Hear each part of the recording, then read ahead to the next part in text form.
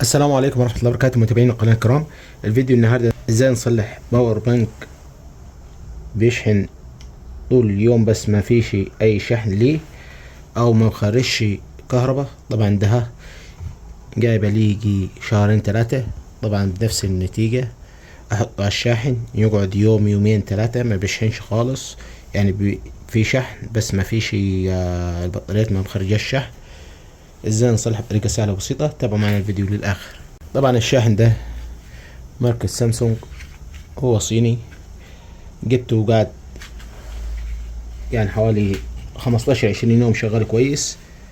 بعد كده ابتدى يخرف معاي، اشحنه اليوم كله يديني شحنة واحدة ما يكملش شحنة الموبايل، وطبعا في الاخر اسيب اليوم كامل يومين ثلاثة ما تكملش البطاريات وما بيشحنش معاي. طبعا هنبتدي نفك الكفر بتاعه. هو طريقة صيانته سهلة جدا، هو كبس، شغال كبس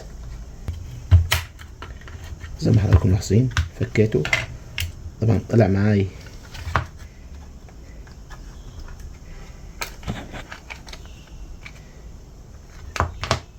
بطاريتين، طبعا مش عارف ايه ملتهم درهم، هنقيسهم. في هنا 3 بطاريات، دي البوردة، دي 3 بطاريات. هجيب الافوميتر وابتدي اقيس البطاريات واشوف. مش عارف ده ايه بطاريات ولا جاي احط على 20 فولت اقيس، مفيش خالص. التانية اقيس، مفيش اي حاجة خالص، مخرجاش حاجة خالص معاي، يعني البطاريات دي وهمية. تقول للباور بانك ده البطاريات بتاعت الباور بانك. طبعا هفكهم خالص.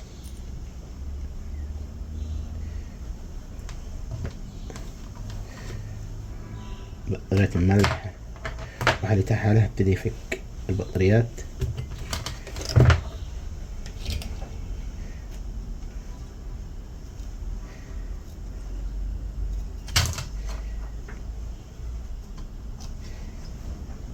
دي بطارية اي كلام، دي بطارية لاب شغالة معاي تمام التمام. جايب بطارية لاب، هبتدي افصل كل اتنين مع بعض من بعض.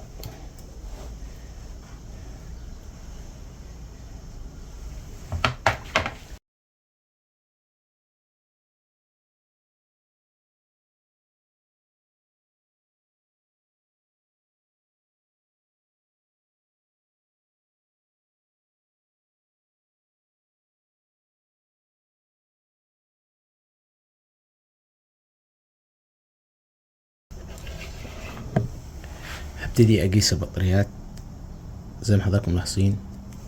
البطاريات دي ياباني، زي ما حضراتكم ملاحظين. البطاريات دي ياباني، يعني حاجة بسم الله ما شاء الله. حظي كان كويس وانا بشتري البطارية دي. طبعا اديك التانية، الحجر التاني، الحجر التالت. انا هحتاج 5، يبقى الحجر ده اللي هو اللي بايظ.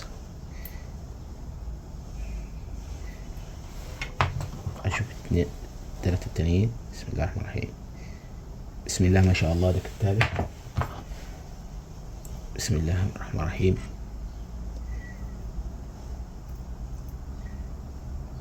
طبعا ده هحاول معاه برضو.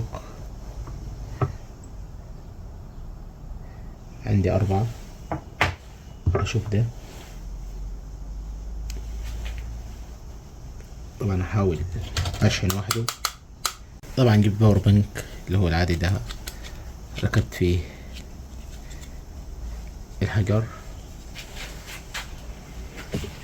بعد كده هبتدي اشحنه زي ما حضراتكم ابتدى يشحن. طبعا هسيبه على الباور بانك الصغير ده يشحن. هبتدي اوصل الحم الحجارة. طبعا اول حاجة التلاتة مع بعض، كل السالب مع بعضه والموجب مع بعضه. بعد ما سبت الحجر يشحن طبعا هقيس الفولتية بتاعته. هنجيب الافوميتر، بسم الله الرحمن الرحيم، وهنجيب المقسين، سالب في السالب والموجب في الموجب. بسم الله ما شاء الله اشتغل معاي. هو كان عايز يتشحن. هنجيب السالب الموجب مع الموجب والسالب مع السالب، وهديهم حتة بلاستر اللي هو الشفاف ده،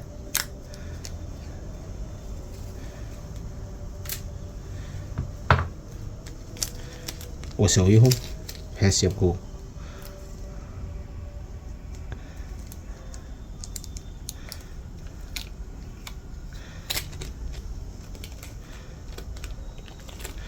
مقاس واحد.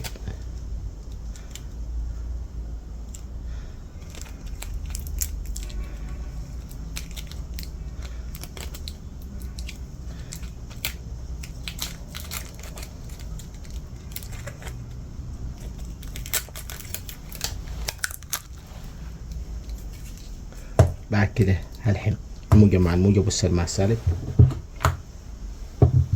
طبعا اداك الموجب واداك السالب، هلحم دول مع بعض ودول مع بعض ودول مع بعض ودول مع بعض.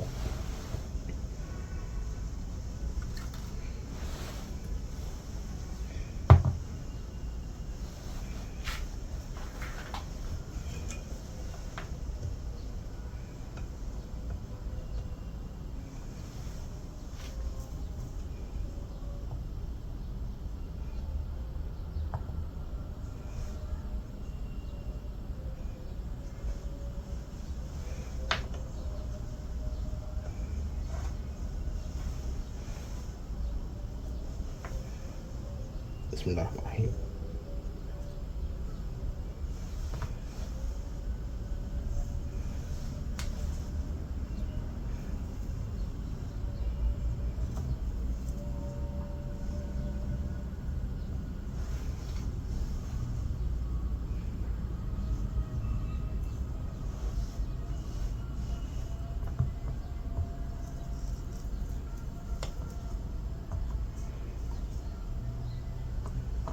لحمة الموجب، لحمة السالب،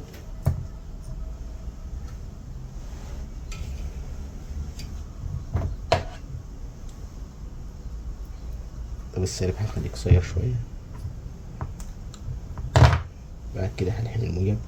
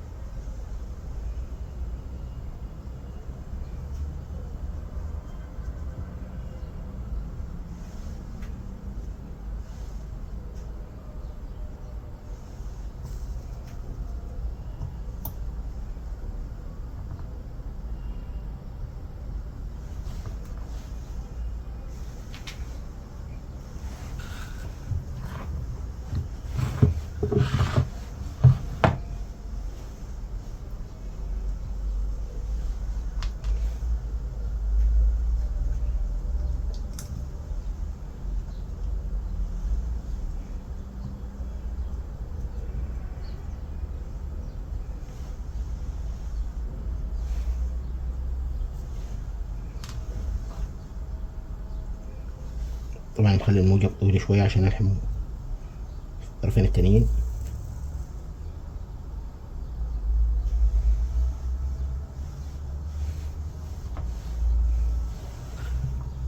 كده الموجب مع الموجب والسالب مع السالب. ابتدي الحم طرف السالب،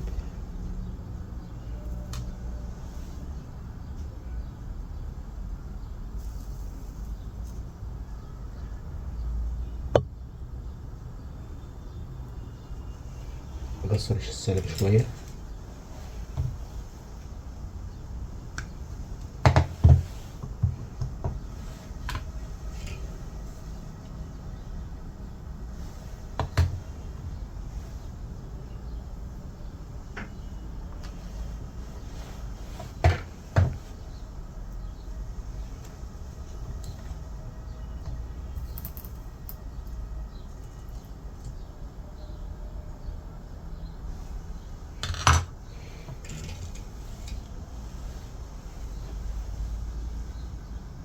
كده هلحم الموجب مع الموجب.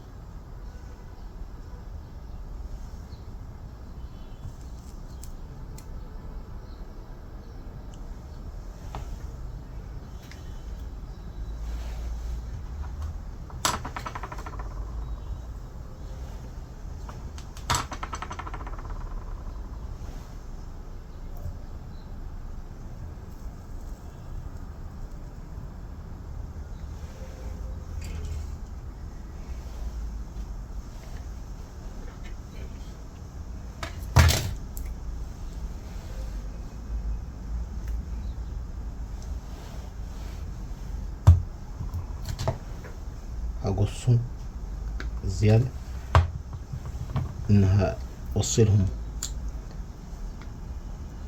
طرف خفيف. بعد ما لحمت السالب مع السالب زي ما حضراتكم ملاحظين والموجب مع الموجب، هعمل ايه؟ انا هاخد كوبري من هنا للموجب وكوبري من هنا للسالب عن طريق سلكتين سالب وموجب. هجيب البوردة، طبعا السالب في السالب،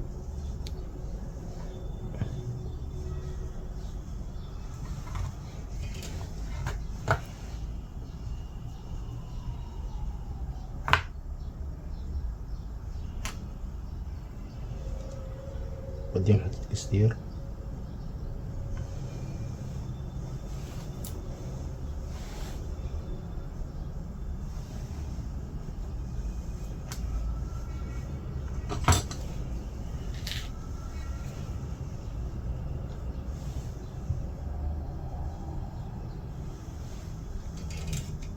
والموجب مع الموجب.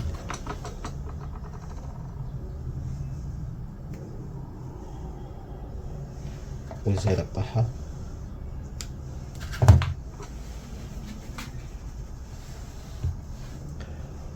هجيب طرف الموجب هلحم فيه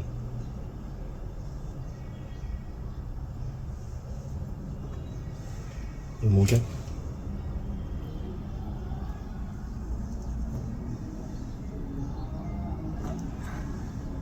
والطرف السالب هلحمه في الطرف السالب.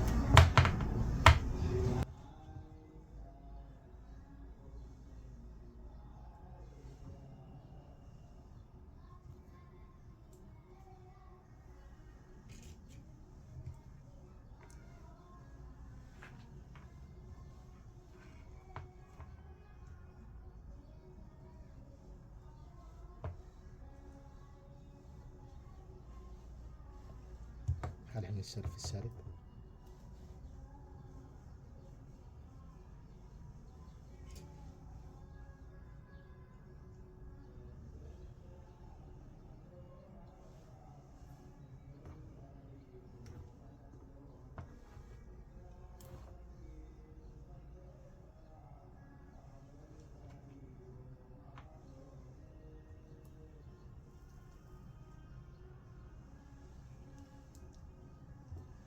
هلحم الموجب في الموجب.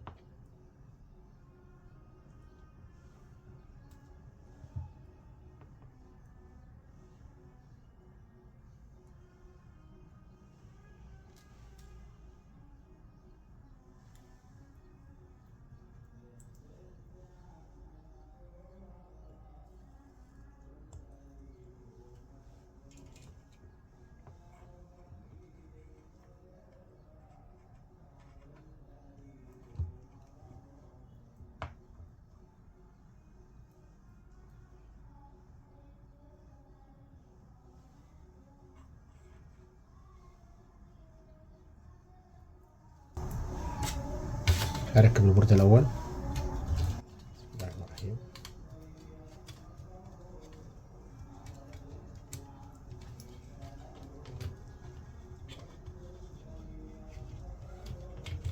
بعد كده هركب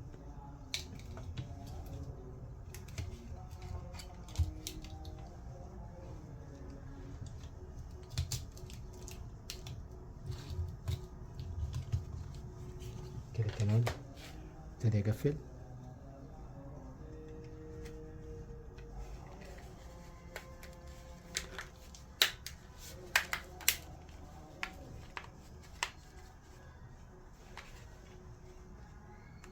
بعد ما قفلت الباور بانك هجربه معاكم على الشحن.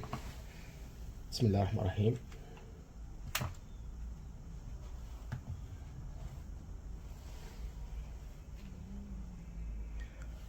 حاجة بسم الله ما شاء الله. ابتدى يشحن معي. اطفي الاضاءة.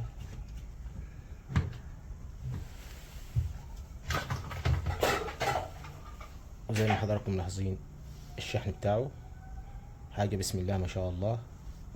رجع زي الاول. بعد كده هجرب الباور بانك على شحن التليفون. بسم الله الرحمن الرحيم.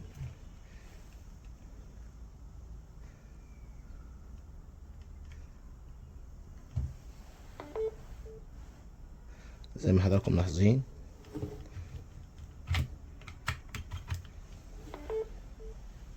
بيشحن معاي كويس ورجع بسم الله ما شاء الله بيشحن معاي. وده كان الفيديو بتاعنا النهارده. يا رب الفيديو يكون نال اعجابكم. عجبكم الفيديو لايك اشتراك للقناه فضلا وليس امرا. واستودعكم الله الذي لا تضيع ودائعه. والسلام عليكم ورحمه الله وبركاته. للقاء في فيديو قادم ان شاء الله.